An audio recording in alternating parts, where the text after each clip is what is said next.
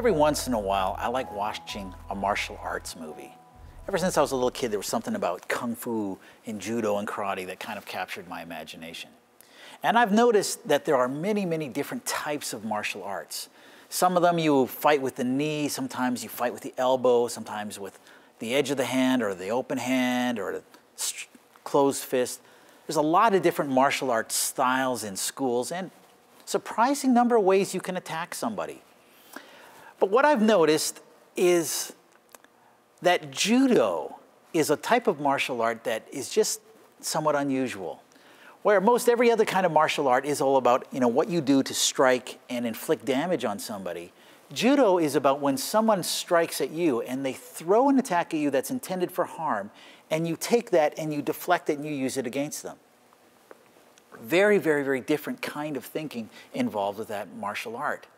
Now, there's not a lot of judo movies, but it's kind of captured a bit of my imagination. And part of the reason is that I believe that in a spiritual sense, God is really good at judo.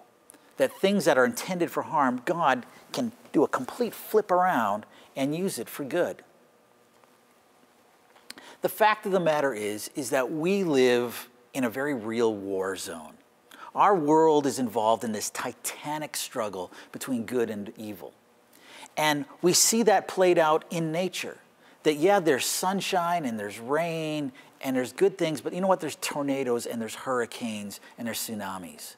We see it played out between nations, where sometimes nations help each other and they trade with each other and they support each other, but sometimes they go to war and they massacre each other and they conquer each other and they oppress one another. We see that in our personal relationships, where some people, even in our own family, can be really supportive and encouraging, and sometimes in our very own family, they can end up being very abusive. And this even takes place in our very hearts, that sometimes we really mean to do good and we do the right thing, but sometimes we become selfish, we become angry, we become vindictive, and we do the wrong thing. We are in a war zone.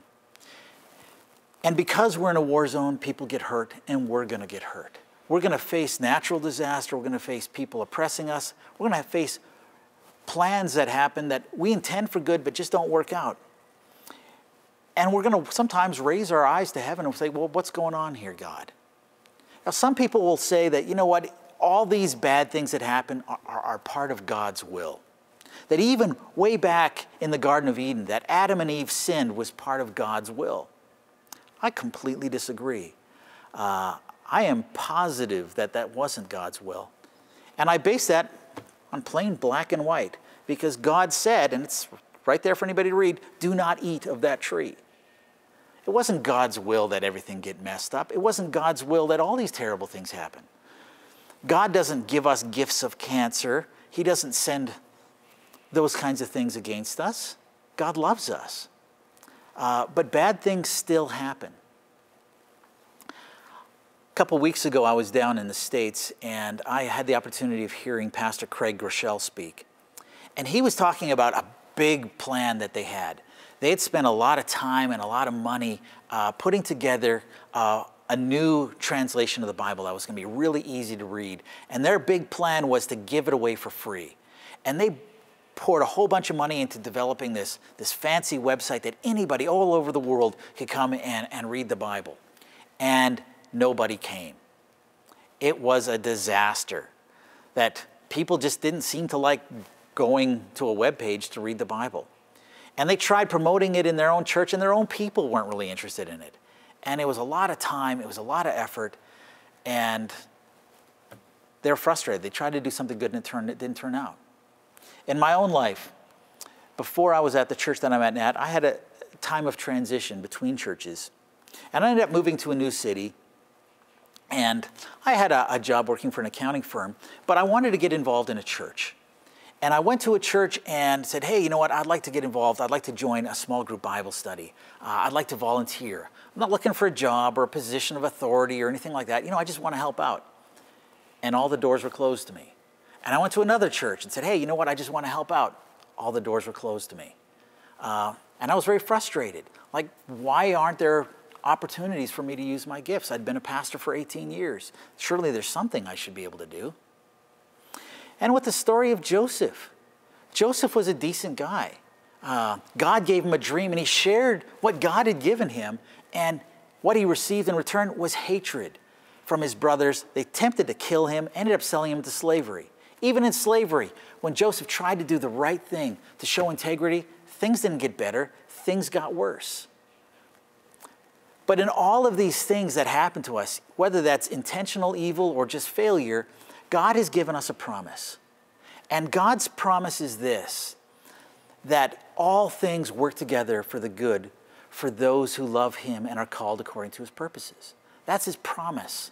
That God, even though these things might be intended for wrong, God has his spiritual judo, and he can flip things around and bring something out of it. With Pastor Craig, his failed website, it was because that website failed that they started looking at options. Apple had just released the iPhone, and you had a chance to write apps. And they thought, well, maybe we can take our YouVersion Bible and make it an app on the phone. Instead of a moderately successful website, they've had a hugely successful app.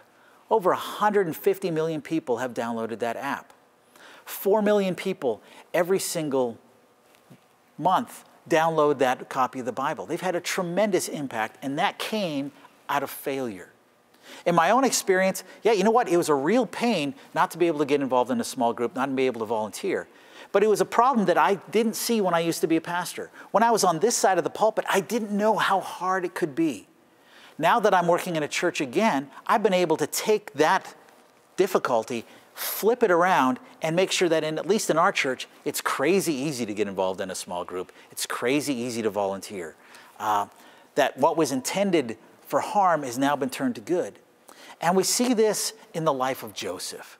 That, you know what, where he was kicked and beaten and sold into slavery and then ultimately thrown even into prison, God used what was intended for evil, flipped it around and used it for good, and put Joseph into a mighty, mighty position to do a lot of good for the entire nation of Egypt and for the nations around it, and especially for his own family. That's something we can bank on, that no matter what happens, and you know what? We live in that war zone. Terrible tragedies will come our way. Storms will come into our lives. There will be difficulties. But God has promised us that, you know what? He will redeem these situations. He'll bring some good out of it. Even though we can't see that from where we're standing, we can put our trust in him. Because God can see everything, and things that are even intended to hurt us in our lives or discourage us, when we put that into God's hands and we wait for his actions, God can take something ugly and turn it into something beautiful.